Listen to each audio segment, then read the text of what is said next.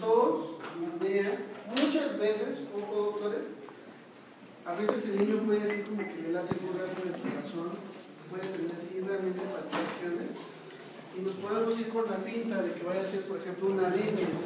Usualmente no es común ver arritmias en niños. Entonces, la primera situación que hace que un niño tenga palpitaciones, por mucho, es el asma. El niño puede estar totalmente en reposo, después de haber hecho ejercicio, después de haber estado en contacto con alguna situación alergénica y empezar simplemente con palpitaciones. Se siente agitado, algunos de ellos tienen dolor en el pecho y no más. Pero el espectro abarca, además de palpitaciones y dolor, pues tos, producción de expectoración. Acuérdense que es muy importante hacer la medición del flujo pico. La medición del flujo pico, como yo les había explicado, se debe de hacer con un medidor. El medidor de flujo pico es algo que es bastante útil para los pacientes. Es muy práctico, es un aparato de plástico que no mide más allá de 15 centímetros y que tiene la ventaja de que nos ayuda a que sea algo personalizado. Los flujos pico dependen de la edad, del peso, de la estatura y de la complexión del paciente. Entonces necesitamos, como ejercicio para todos los pacientes con asma, que con síntomas y sin síntomas chequen su flujo pico. Que lo vayan anotando en una libreta para que nosotros sepamos cuál es el flujo pico. Por ejemplo, un ejemplo. Yo tengo pacientes con asma, tienen flujos pico, siendo mujeres jóvenes, delgadas, 400, ¿no?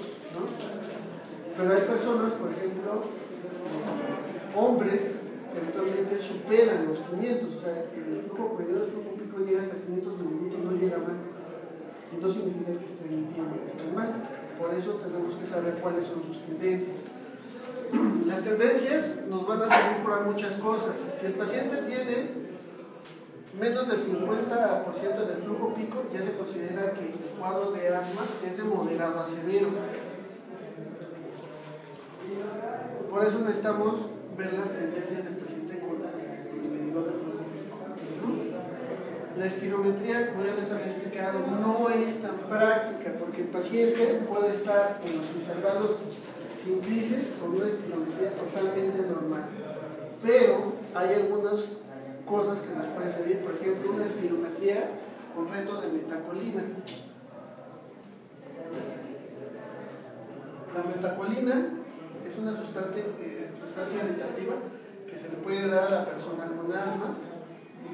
Inhala, viene en polvo, viene como si fuera un inhalador y nos puede a los 15 minutos mostrar realmente cómo está el flujo respiratorio. Y ahí sí, en una espirometría pues vamos a evaluar volumen respiratorio forzado, un segundo, capacidad vital forzada y el cociente, ¿no?, entre ambos. Pero no es lo más práctico. De hecho, cuando ustedes seguramente en un futuro les va a tocar estar en especialidades, casi todos los niños o adultos que están en la sala de asma tienen sus medidores de flujo pico. ¿Así?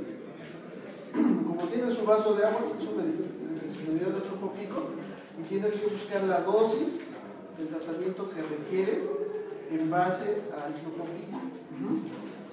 Si tenemos una espirometría, toda espirometría que después del salbutamol mejora más allá del 15% del volumen respiratorio, del flujo respiratorio, perdón, del volumen respiratorio forzado a un segundo,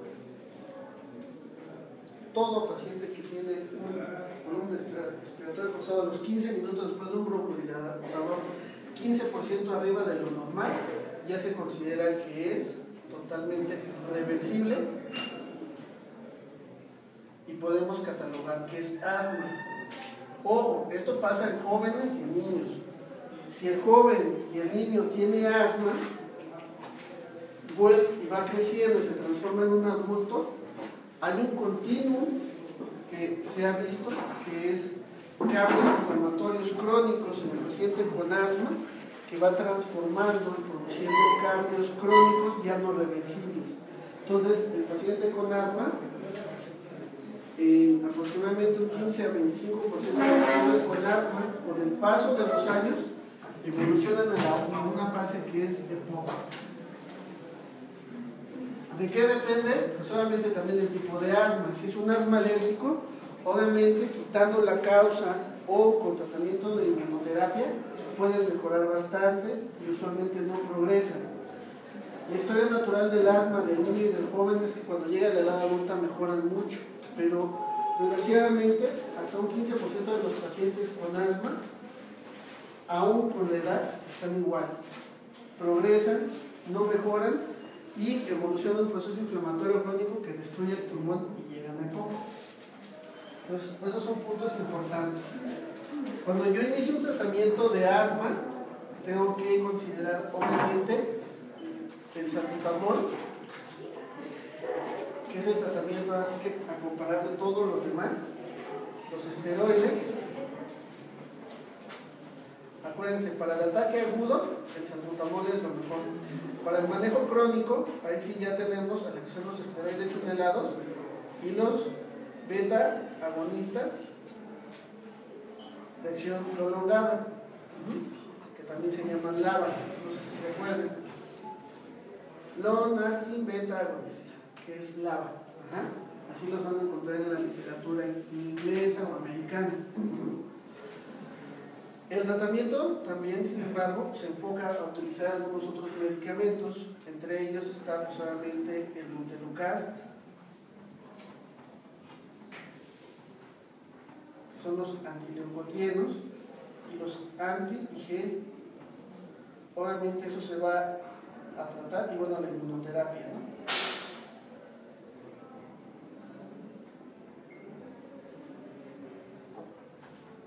El objetivo al encontrar un paciente con asma es tratar de estratificarlo, ver qué tratamiento es el más adecuado y manejarlo con el tratamiento que requiere.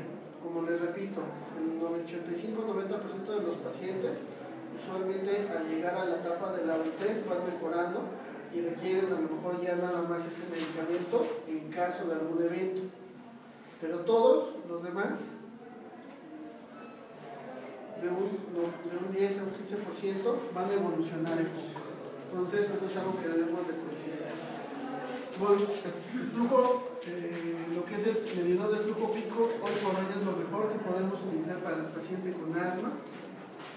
La situación aquí es que el paciente se tiene un cuadro de asma muy intensa, tiene datos de hipoxia crónica. Acuérdense, aquí lo que va a dar es acidosis respiratoria e hipoxia.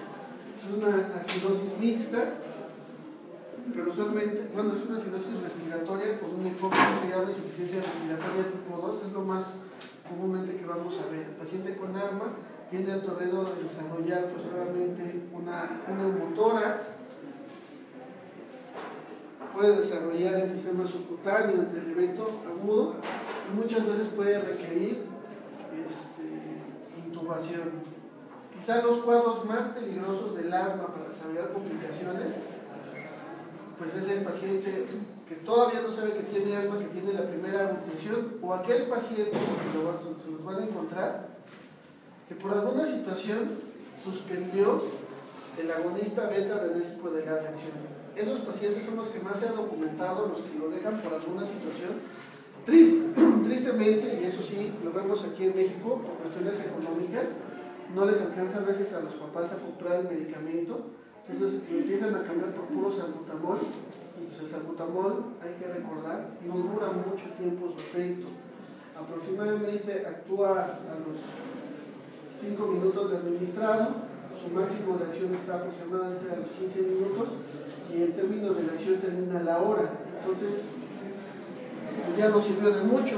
Entonces hay muchas cifras documentadas que la suspensión de los agonistas beta adrenérgicos de larga acción son hoy por hoy causante de un estatus asmático. Obviamente también puede ser la inhalación o la exposición de alguna sustancia alergénica potencial. ¿Dudas, preguntas hasta acá? Acuérdense, el patrón espirométrico es un patrón obstructivo. En la curva de flujo-volumen, pues vamos a ver precisamente que esta pequeña parte, que es la elevación, va a ser pequeña, pero con una capacidad vital forzada normal. Esto está normal y esto está raro. Es un patrón espirométrico de obstrucción. Ese es el patrón que usualmente vamos a ver.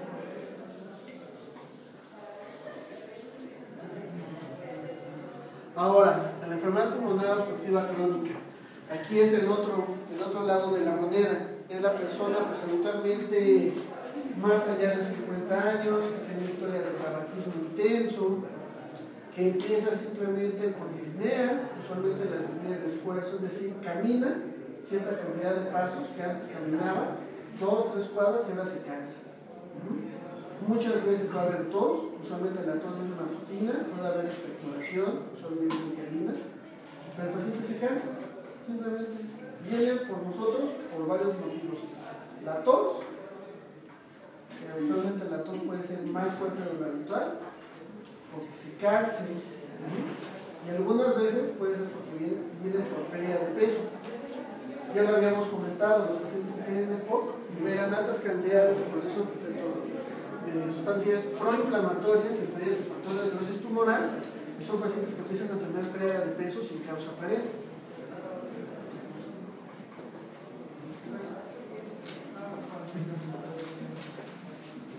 ¿Cuál es el primer estudio? Y aquí es obligado. Si se fijan, en asma no hablamos prácticamente de radiografía, porque la radiografía no nos va a dar grandes datos, eso puede parecer totalmente normal. Y en el POC es algo muy parecido, pero aquí sí vamos a encontrar francamente un patrón de rarefacción, ¿no? Y la espirometría va a ser muy importante. Aquí sí, como ya es un patrón obstructivo crónico, aquí sí vamos a ver que no va a haber reversibilidad. Es decir, el paciente lo vamos a hacer su espirometría antes de la inhalación y luego post la inhalación al salpulmón. A los 15 minutos vamos a ver usualmente que no hay una mejoría. Las guías dicen que menos de 12% de mejoría, eso es una obstrucción fija. Doctora, a las 2. También nosotros, doctora. Está solicitado así. Entonces nosotros sí, vamos para largo. Ah, no sé, chequenlo allí porque supone que nosotros también tenemos apartado de retorno. Entonces, este es un patrón obstructivo fijo, acuérdense. Fijo. Vamos a emplear, aquí sí la espirometría es el patrón importante, es el estándar de oro. Vamos a tener que lo que es la capacidad vital forzada, menos del 75%. Entonces, ¿qué vamos a ver? La curva de flujo-volumen va a ser chiquita en ambos. Ambos van a estar bajos. La capacidad vital forzada en todos va a ser menos del 75%. Eso, acuérdense, en todos. La clasificación de GOLD nos dice GOLD 1 con síntomas, con una capacidad vital forzada que puede ser incluso igual o mayor al 75% y con una BEF arriba del 80%, es decir, normal, todo normal, pero el paciente tiene síntomas y ya tuvo exposición crónica a tabaco, eso ya es GOLD 1. GOLD 2 es el paciente, puede o no tener síntomas, aquí ya no es importante tanto, pero tiene, ahora sí, una capacidad vital forzada menor del 75 y una BEF a un segundo, puede ser, aquí sí, del 80% o más, pero ya